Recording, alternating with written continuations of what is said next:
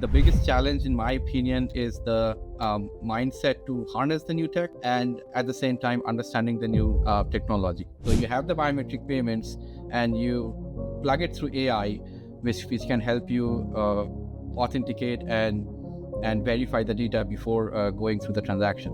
In case of health, what is blockchain? Blockchain is nothing but blocks of data which are coupled in chain.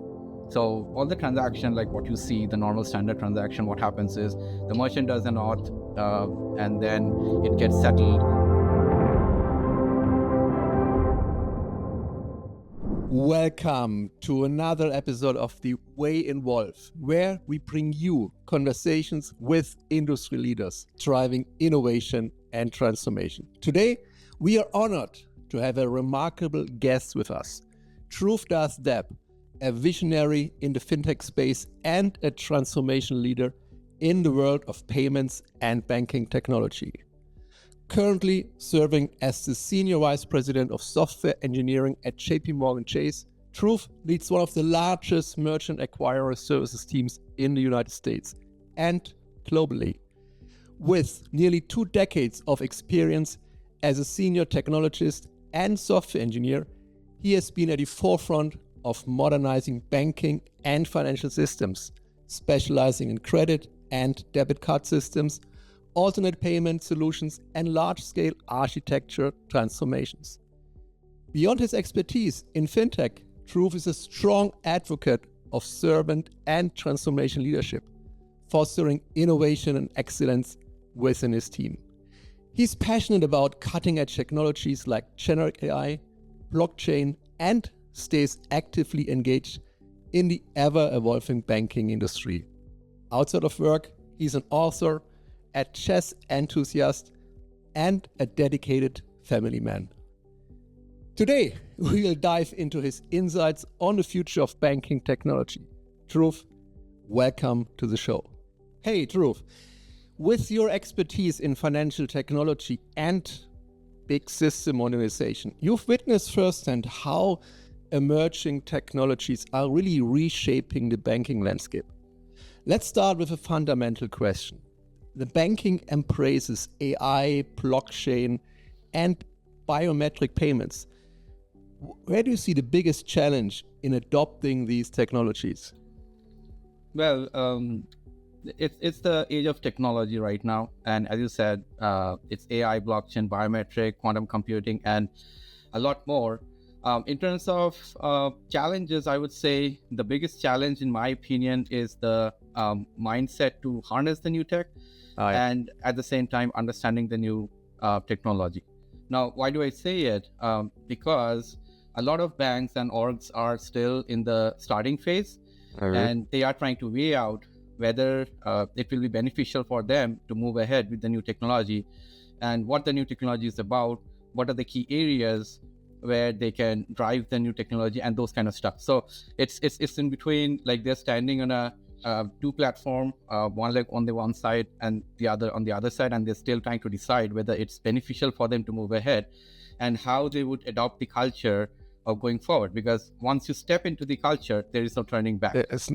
Exactly. There's no turning back. When I look at some banks, I mean, some of them are still running on some mainframe system, right? And now there's this big gap between the old world, big mainframe machines, and the new generative AI futuristic space.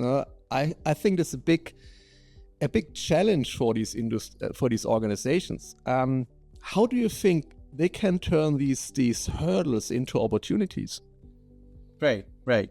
Now, I think what I feel in my career over the last 2 decades, I have seen technology grow, and I have seen banking adopt those technologies. It might be a little bit slow, but in the long run, it has been beneficial, taking one slow step at a time. So instead of pondering too much on whether to harness, where to apply those technologies, I would say it's best to take a leap of faith, at the same time keeping a research plan and a product roadmap on the backside. So there are 2 things to take care of. One is proper planning in terms of what we have to harness in terms of technology, doing a research and a product roadmap on where those technologies will be beneficial for your organization. And at the same time, the other thing that comes along with these two is a roadmap how to put this into production, because that's the other big thing. Like, you don't want to get into internal projects and allocations and do those all year long. At the end point, you definitely want to look at something which will be beneficial for the customers and the clients of the organizations. Yeah, and I personally think it's always good to start with sort of low-hanging fruits. Yeah, so where can we show some impact of all these new technologies without high risks, and then slowly adopt the organization, and especially in generic AI, which is transforming banking from the customer service to risk management everywhere. The whole business processes are changed with generic AI applications. Where do you think, what is the most game-changing application in this space today? So, as I said, there are a couple of things that are going on right now in terms of how we are handling customer service.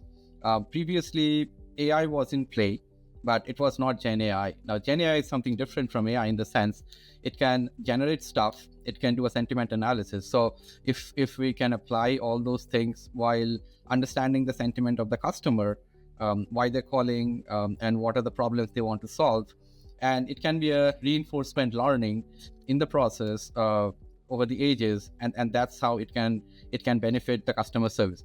Now, in terms of other than customer service, we can definitely look at areas where it's still being researched.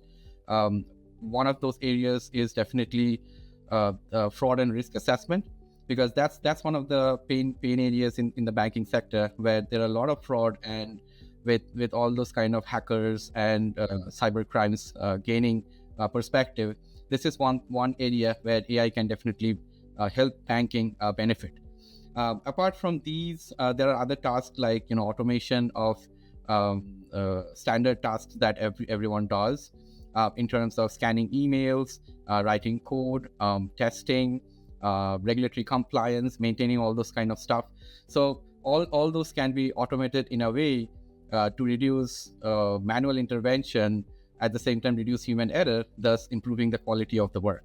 So that in turn will promote better product and better planning and best use of human resources along with AI coupled together. Yeah, I mean, you mentioned fraud. I mean, I remember back 20 years ago, I got a letter from my bank saying, are you sure that you didn't buy these expensive tickets with your new credit cards yesterday? But nowadays, nowadays with this global world where we all use our credit cards to pay stuff online everywhere in the world, you need more intelligence. You need to really spot patterns. In the end, it's all a pattern recognition. So what are typical patterns of fraud, credit card fraud? Maybe taking small payments in a period of time, and generic AI can do a fantastic job spotting these patterns, and then blocking transactions. And yeah, customer service you mentioned, sentiment analysis, when you have a angry customer, sending an email, or even maybe talking to a voice agent, taking these mood and routing it to appropriate personnel. If you have a really annoyed person, then you put them towards one of your experienced customer service agents that can handle these kind of situations. So I think there are plenty of opportunities, but you mentioned right, the mindset, and putting this into an organization is a big challenge, because these organizations, they are in business for decades, and I mean the AI world is moving so fast, and I've done projects for big corporates, and then 2-3 years of project implementation phase is a normal time, but in AI 2-3 years it's a century. Yep. Yeah, I totally agree with you. And it all stems from the fact like how the leadership is looking up on AI. So if you have a good leadership and an open-minded leadership, then if the leadership harnesses the power of AI and says that, okay, AI is not a luxury. It will be a standard thing for everyone. So it's a necessity that all the employees will be AI open and AI known. So that way you have to harness the culture. And that's what I say. You have to harness the culture and it should be ingrained with any employee, like be it on the leadership, be it on the marketing, be it on the sales, be it on product, be it on the business, be it on development, be it on testing. So the domain of AI is huge. Like it really depends on how you want to harness it. What is your product roadmap? Where do you see your organization in AI 5 years, 10 years down the line? And how do you want to keep up with the ever-growing technology? Because customers and clients on the other side, they're also updating their system in a sense to get hold of the best of AI. Now, if you do not do it, if the banks do not do it, they'll be left aside. So you'll have to keep up with everyone. And customers expect this, no? I mean, when they deal with startups, for example, I mean, I had an investment depot at one of these fintech startups, and the design and process was so smooth. Yeah, I did it basically on my iPad, on my couch, one evening. Yeah, just swiping through, and it was fantastic. And then deal with my standard bank, where everything I still have to done on paper. And I mean, this is, for me as a customer, very challenging. Exactly. I don't like this anymore. I want to have smooth processes. And of course, a small fintech can cater that, but a large bank, for them, it's a big challenge. Let's talk about blockchain and decentralized finance. I mean, they are currently redefining financial transactions. Look at Bitcoin and all these currencies. And how do you see banks adapt to this shift? Or do you think they will keep on? Or do you think this is a struggle for them in the long run? Very good question on this one. So first, let's talk about a little bit like what is blockchain and why is it a bit different. So blockchain is a new technology, relatively new technology, which came in somewhere around a decade back, somewhere around 2016, and it researched somewhere around in the time of 2020, really. And I know some of the banks are really adopting to it, still in the research phase. They have implemented internally, but it's still going on. Now, what is blockchain? Blockchain is nothing but blocks of data which are coupled in chain. So all the transaction, like what you see, the normal standard transaction, what happens is the merchant does an auth and then it gets settled. Those are independent transactions and those are cleared by the networks in a period of 2 or 3 days, depending on settlement time and depending on how the merchant settles and submits the transcript and the receipts and everything. So it takes an overall of 2 or 3 days or maybe 4 or 5 days to get everything settled. And then comes the refund. The refund can take up to like 7 or 30 days, depending on what the customer wants and when they want to return the product. So it's a long time. Now blockchain can reduce that drastically because it's a ledger. You can think of it as a ledger of transaction, all coupled in a chain, and that flows end to end. It's secure. It's transparent, it's real time, and it can even go across the border. So the good thing is it's fast, it's definitely very secure, it's reliable, and it can provide real-time solution, cutting down intermediaries and stuff like that. But there are definitely some loopholes and cons to it, not in terms of like regulatory guidance. The second thing is it takes some amount of funding in terms of capital expenditure or operational expenditure to mine blockchains. It's costly. At the same time, it requires a tremendous amount of computational power to mine the blockchain, to do the computation. So there are pros and cons to it. Now, the other thing is, coming back to your question, like, will banks be able to adopt it?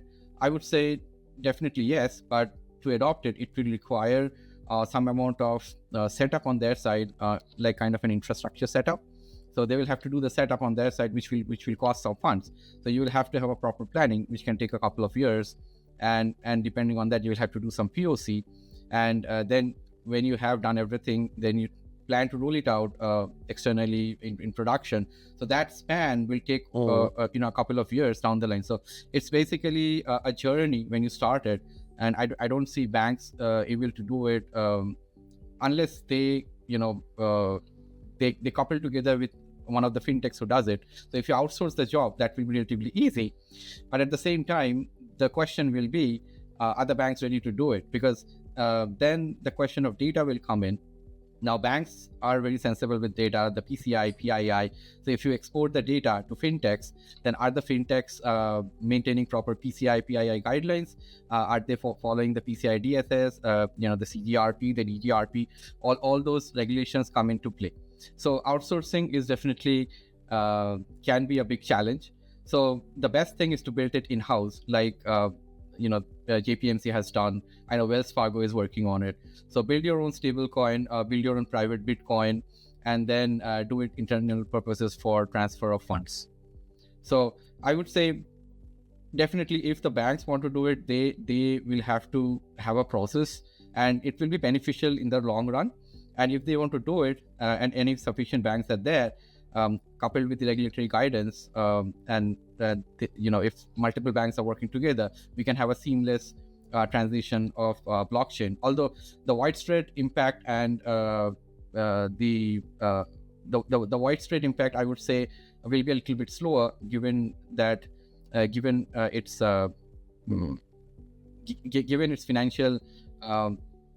financial options that are needed, and at the same time the impact on the ecosystem. But you mentioned it again. I mean, it takes years. It takes years for banks to adapt and to implement this. And I think this is the biggest challenge for these big organizations moving forward.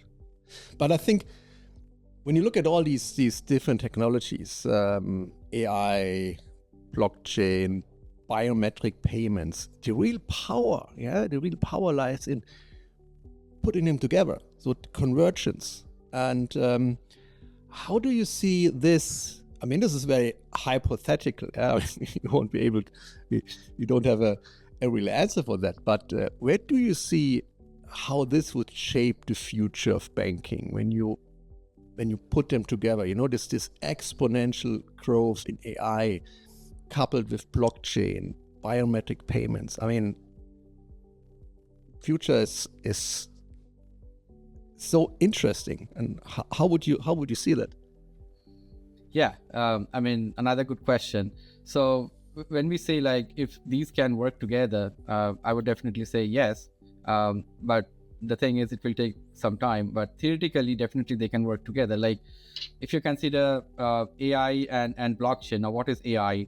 AI is nothing but an engine which would help you identify risks and assessment, and it can help you predict the future. Now, what is blockchain? Blockchain secures a transaction, it's transparent, it makes it faster. Now, how you can couple these two? What we can do is we can have a AI driven facial recognition for retail and e-commerce, for quick payments at checkout. So that can be one of the thing. The other thing can be in finance, like AI powered risk assessment, where we store the data using blockchain. So blockchain backed transparent transactions, which can be powered by AI risk.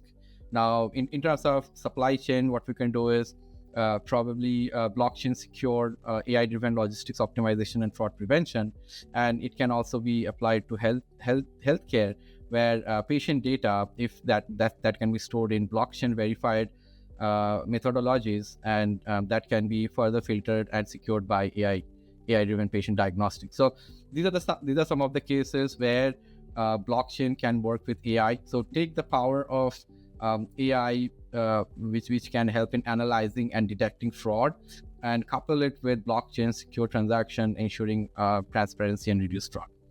Now, if we consider biometric payments and AI, there can be some interesting use cases there. Like say, in banking and fintech, what we can do is we can couple the biometric AI-powered voice or fingerprint authentication, and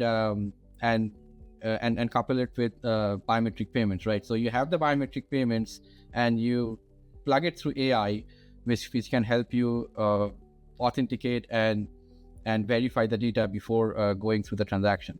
In case of healthcare, what we can do is biometric-based AI payments for insurance claims and medical bills. For public transport, for example, what we can do is ticketing. The ticketing can be converted to biometric ticketing based on fingerprint or retina scans, and then you plug it through AI for risk assessment and identification, which can help you give a seamless payment transaction.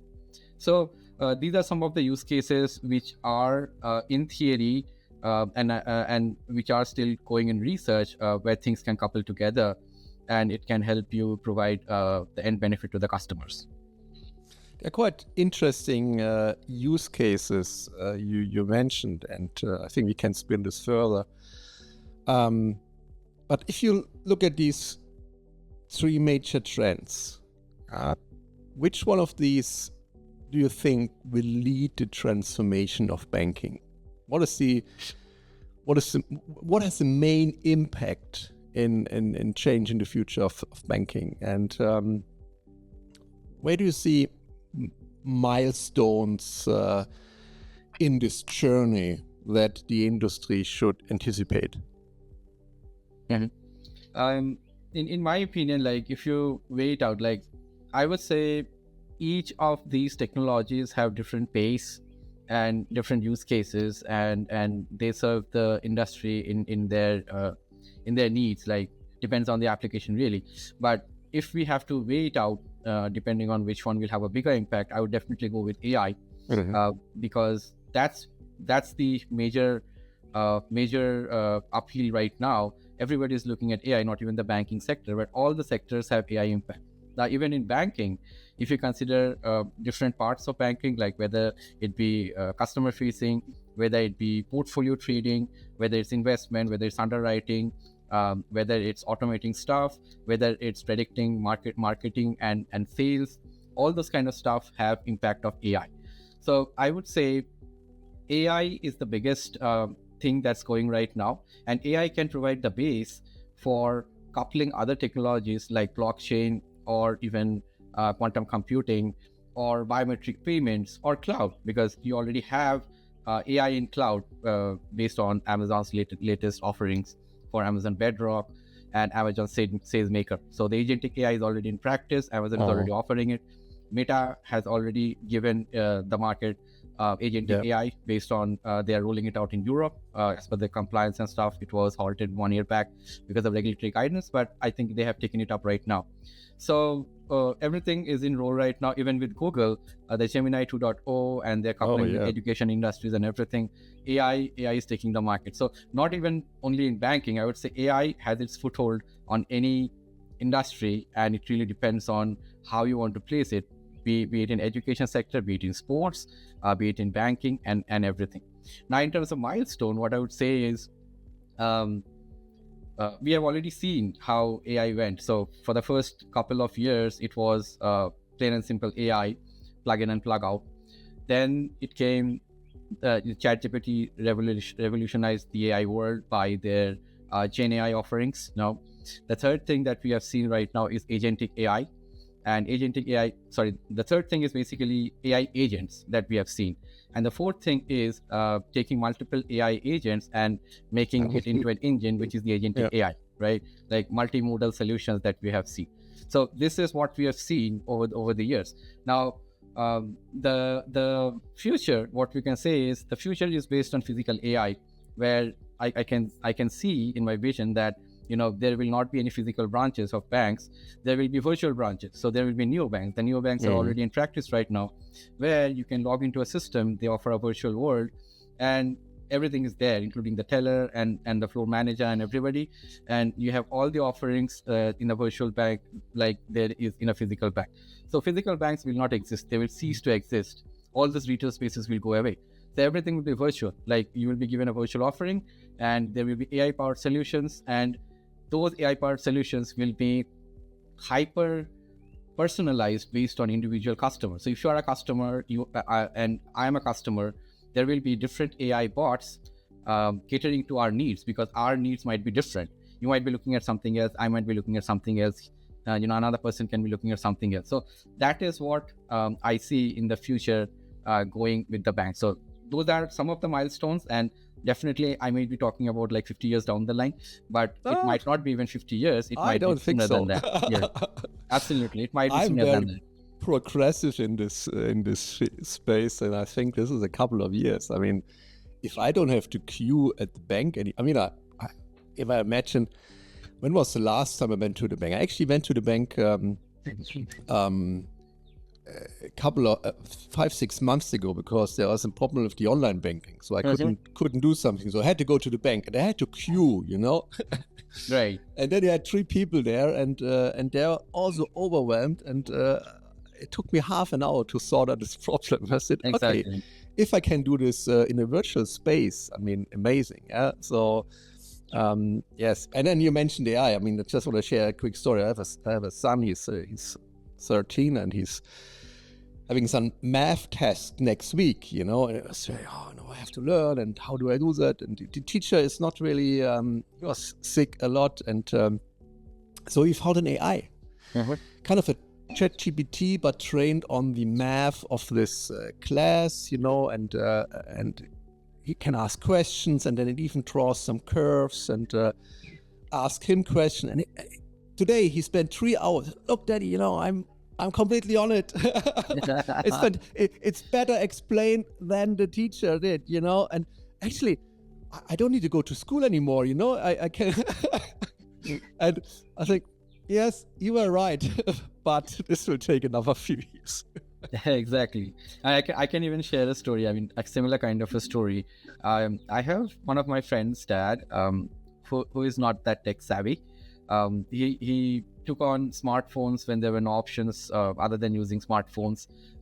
He doesn't use his computer, so he's kind of a little bit old school, and that way in terms of using tech and stuff.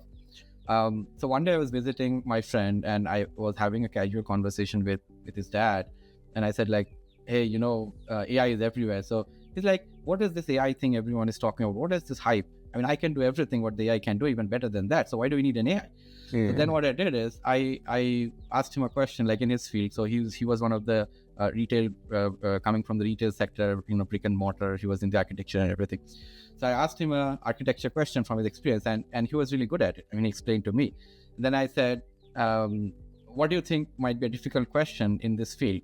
He asked me a question, and then I said, let's open the chat GPT and see what it has to say.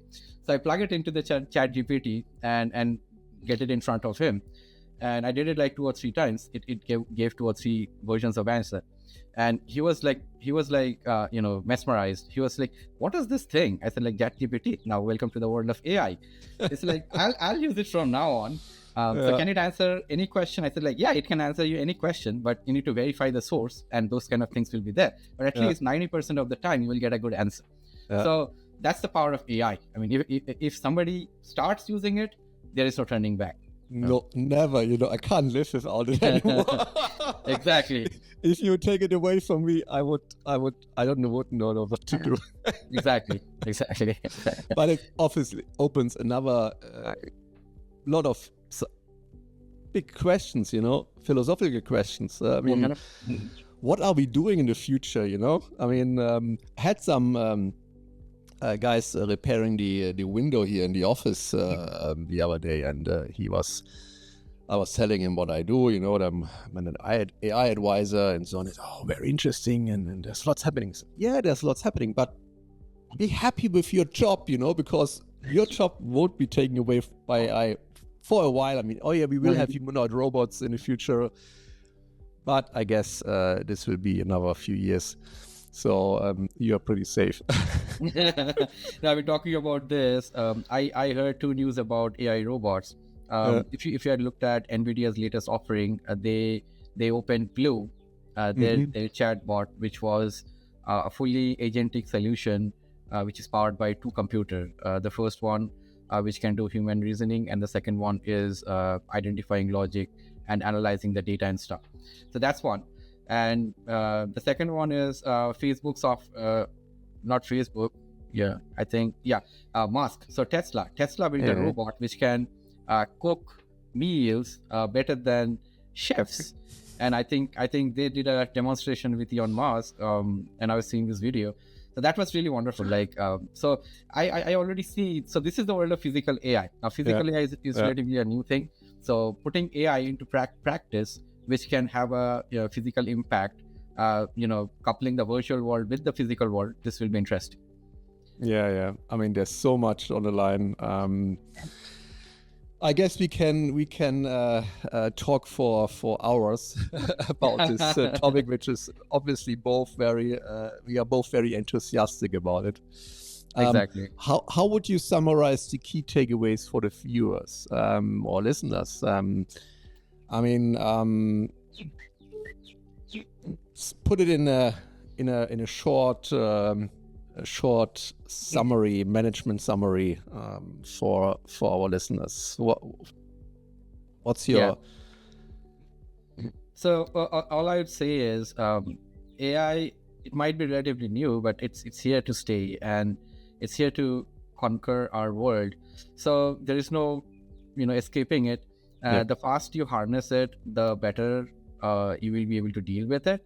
And this goes out to anyone, like whether it be a present and future leader, or you are the developer, QA, AI enthusiast, for innovators and investor. It's going to stay. So the thing is, learn AI depending on what your job demands. If you're a developer or a QA, then you need to be hands-on with it. If you're on the product side, you're leadership and other stuff, then you need to understand what the power of AI is. What are the tools that it offers, and depending on that, you can take it forward. So basically harnessing the culture, taking it inside yourself and stepping into the journey and continuing with the journey. Because once you step into the journey, there is no turning back, and you will have to update yourself every day with what the latest AI offerings is from the big companies as well as the rising fintechs. And don't be afraid. I mean, for me, it's a fantastic journey. Every day I learn something new. Exactly. I wake up in the morning and I say, oh my God, I've been on a plane when I was traveling the other side of the world, on a plane for 2 days. And then I talked to a friend in Texas, and he said, you heard from OpenAI? I said, no. I said, sorry, I've been offline for 2 days. So, yeah. Drew, thank you so much for sharing your expertise and shedding light on what's next for banking and payments. Your insights on convergence and innovation have been truly valuable. To our viewers, we would love to hear your thoughts. Drop your key takeaways in the comments, and don't forget to follow for more conversations with industry leaders. Until next time, stay curious and keep innovating.